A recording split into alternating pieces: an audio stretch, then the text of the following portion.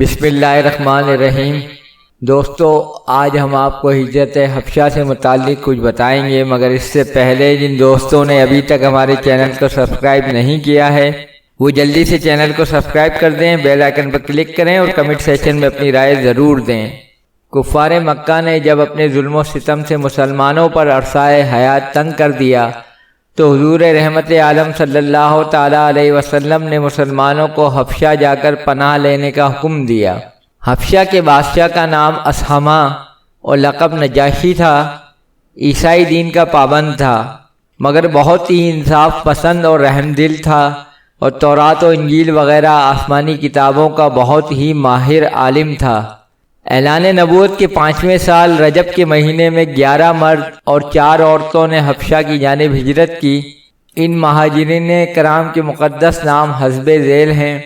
حضرت عثمان غنی رضی اللہ تعالی عنہ اپنی بیوی حضرت بی بی رقیہ رضی اللہ تعالی عنہا کے ساتھ،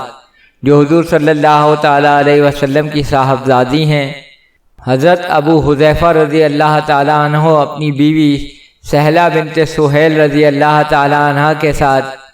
حضرت ابو سلمہ رضی اللہ تعالی عنہ اپنی اہلیہ حضرت ام سلمہ رضی اللہ تعالی عنہا کے ساتھ، حضرت عامر بن ربیعہ رضی اللہ تعالی عنہ اپنی زوجہ حضرت لیلہ بنت ابی حشمہ رضی اللہ تعالی عنہا کے ساتھ، حضرت زبیر بن العوام رضی اللہ تعالی عنہ، حضرت مصعب بن عمیر رضی اللہ تعالی عنہ، حضرت عبد الرحمن بن عوف رضی اللہ تعالی عنہ، حضرت عثمان بن مظعون رضی اللہ تعالی عنہ، حضرت ابو صبرہ بن ابی رحم یا حاطب بن عمرو رضی اللہ تعالی عنہ، حضرت سہیل بن بیضہ رضی اللہ تعالی عنہ، حضرت عبداللہ بن مسعود رضی اللہ تعالی عنہ۔ کفار مکہ کو جب ان لوگوں کی ہجرت کا پتہ چلا تو ان ظالموں نے ان لوگوں کی گرفتاری کے لیے ان کا تعاقب کیا، لیکن یہ لوگ کشتی پر سوار ہو کر روانہ ہو چکے تھے، اس لیے کفار ناکام واپس لوٹے۔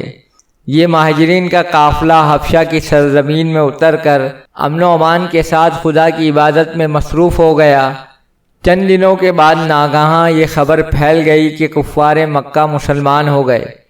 یہ خبر سن کر چند لوگ حبشہ سے مکہ لوٹ آئے، مگر یہاں آ کر پتہ چلا کہ یہ خبر غلط تھی۔ چنانچہ بعض لوگ تو پھر حبشہ چلے گئے، مگر کچھ لوگ مکہ میں روپوش ہو کر رہنے لگے۔ لیکن کفار مکہ نے ان لوگوں کو ڈھونڈ نکالا اور ان لوگوں پر پہلے سے بھی زیادہ ظلم ڈھانے لگے۔ تو حضور صلی اللہ تعالیٰ علیہ وسلم نے پھر لوگوں کو حبشہ چلے جانے کا حکم دیا۔ چنانچہ حبشہ سے واپس آنے والے اور ان کے ساتھ دوسرے مظلوم مسلمان کل 83 مرد اور 18 عورتوں نے حبشہ کی جانب ہجرت کی۔ تمام مہاجرین نہایت امن و سکون کے ساتھ حبشہ میں رہنے لگے، مگر کفار مکہ کو کب گوارا ہو سکتا تھا کہ فرزندان توحید کہیں امن و چین کے ساتھ رہ سکیں۔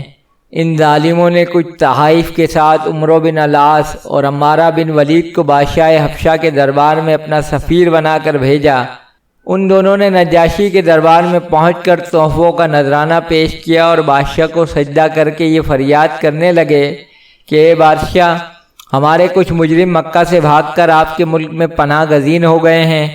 آپ ہمارے ان مجرموں کو ہمارے حوالے کر دیجئے۔ یہ سن کر نجاشی بادشاہ نے مسلمانوں کو دربار میں طلب کیا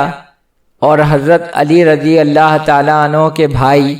حضرت جعفر رضی اللہ تعالیٰ عنہ مسلمانوں کے نمائندہ بن کر گفتگو کے لیے آگے بڑھے اور دربار کے آداب کے مطابق بادشاہ کو سجدہ نہیں کیا، بلکہ صرف سلام کر کے کھڑے ہو گئے۔ درباریوں نے ٹوکا تو حضرت جعفر رضی اللہ تعالی عنہ نے فرمایا کہ ہمارے رسول صلی اللہ تعالی علیہ وسلم نے خدا کے سوا کسی کو سجدہ کرنے سے منع فرمایا ہے، اس لیے میں بادشاہ کو سجدہ نہیں کر سکتا۔ اس کے بعد حضرت جعفر بن ابی طالب رضی اللہ تعالی عنہ نے دربار شاہی میں اس طرح تقریر شروع فرمائی کہ اے بادشاہ، ہم لوگ ایک جاہل قوم تھے، شرک و بت پرستی کرتے تھے، لوٹ مار، چوری، ڈکیتی، ظلم و ستم اور طرح طرح کی بدکاریوں اور بدعمالیوں میں مبتلا تھے۔ اللہ تعالیٰ نے ہماری قوم میں ایک شخص کو اپنا رسول بنا کر بھیجا جس کے حسب و نسب اور صدق و دیانت کو ہم پہلے سے جانتے تھے۔ اس رسول نے ہم کو شرک و بت پرستی سے روک دیا اور صرف ایک خدائے واحد کی عبادت کا حکم دیا، اور ہر قسم کے ظلم و ستم اور تمام برائیوں اور بدکاریوں سے ہم کو منع کیا۔ ہم اس رسول پر ایمان لائے اور شرک و بت پرستی چھوڑ کر تمام برے کاموں سے تائب ہو گئے۔ بس یہی ہمارا گناہ ہے جس پر ہماری قوم ہماری جان کی دشمن ہو گئی، اور ان لوگوں نے ہمیں اتنا ستایا کہ ہم اپنے وطن کو خیر بات کہہ کر آپ کی سلطنت کے زیر سایہ پرامن زندگی بسر کر رہے ہیں۔ اب یہ لوگ ہمیں مجبور کر رہے ہیں کہ ہم پھر اس پرانی گمراہی میں واپس لوٹ جائیں۔ حضرت جعفر رضی اللہ تعالیٰ عنہ کی تقریر سے نجاشی بادشاہ بے حد متاثر ہوا۔ یہ دیکھ کر کفار مکہ کے سفیر عمرو بن العاص نے اپنے ترکش کا آخری تیر بھی پھینک دیا اور کہا کہ بادشاہ، یہ مسلمان لوگ آپ کے نبی حضرت عیسیٰ علیہ السلام کے بارے میں کچھ دوسرا ہی اعتقاد رکھتے ہیں جو آپ کے عقیدے کے بالکل ہی خلاف ہے۔ یہ سن کر نجاشی بادشاہ نے حضرت جعفر رضی اللہ تعالیٰ عنہ سے اس بارے میں سوال کیا تو آپ نے سورہ مریم کی تلاوت فرمائی۔ کلام ربانی کی تاثیر سے نجاشی بادشاہ کے قلب پر اتنا گہرا اثر پڑا کہ اس پر رقت طاری ہو گئی اور اس کی آنکھوں سے آنسو جاری ہو گئے۔ حضرت جعفر رضی اللہ تعالیٰ عنہ نے فرمایا کہ ہمارے رسول صلی اللہ تعالیٰ علیہ وسلم نے ہم کو یہی بتایا ہے کہ حضرت عیسیٰ علیہ السلام خدا کے بندے اور اس کے رسول ہیں، جو کنواری مریم رضی اللہ تعالیٰ عنہ کے شکم مبارک سے بغیر باپ کے خدا کی قدرت کا نشان بن کر پیدا ہوئے۔ نجاشی بادشاہ نے بڑے غور سے حضرت جعفر رضی اللہ تعالیٰ عنہ کی تقریر کو سنا اور یہ کہا کہ بلا شبہ انجیل اور قرآن دونوں ایک ہی آفتاب ہدایت کے دو نور ہیں، اور یقیناً حضرت عیسیٰ علیہ السلام خدا کے بندے اور اس کے رسول ہیں، اور میں گواہی دیتا ہوں کہ بے شک حضرت محمد صلی اللہ تعالیٰ علیہ وسلم خدا کے وہی رسول ہیں جن کی بشارت حضرت عیسیٰ علیہ السلام نے انجیل میں دی ہے۔ اور اگر میں دستور سلطنت کے مطابق تخت شاہی پر رہنے کا پابند نہ ہوتا تو میں خود جا کر رسول اکرم صلی اللہ تعالیٰ علیہ وسلم کی جوتیاں سیدھی کرتا اور ان کے قدم دھوتا۔ بادشاہ کی تقریر سن کر اس کے درباری جو کٹر قسم کے عیسائی تھے ناراض و برہم ہو گئے، مگر نجاشی بادشاہ نے جوش ایمانی میں سب کو ڈانٹ پھٹکار کر خاموش کر دیا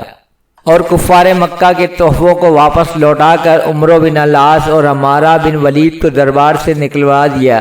اور مسلمانوں سے کہہ دیا کہ تم لوگ میری سلطنت میں جہاں چاہو امن و سکون کے ساتھ آرام و چین کی زندگی بسر کرو، کوئی تمہارا کچھ بھی نہیں بگاڑ سکتا۔ واضح رہے کہ نجاشی بادشاہ مسلمان ہو گیا تھا، چنانچہ اس کے انتقال پر حضور صلی اللہ تعالیٰ علیہ وسلم نے مدینہ منورہ میں اس کی نماز جنازہ پڑھی۔ حالانکہ نجاشی بادشاہ کا انتقال حبشہ میں ہوا تھا اور وہ حبشہ ہی میں مدفون بھی ہوئے، مگر حضور صلی اللہ تعالیٰ علیہ وسلم نے غائبانہ ان کی نماز جنازہ پڑھ کر ان کے لیے دعائے مغفرت فرمائی۔ دوستو، اگر یہ ویڈیو آپ کو پسند آئی ہو تو ویڈیو کو لائک کر دیں، اور اگر آپ حضور صلی اللہ تعالیٰ علیہ وسلم کی زندگی کے بارے میں اور بہت کچھ جاننا چاہتے ہیں تو ہمارے چینل کو سبسکرائب کریں، بیل آئیکن پر کلک کریں اور کمنٹ سیکشن میں اپنی رائے ضرور دیں۔ شکریہ۔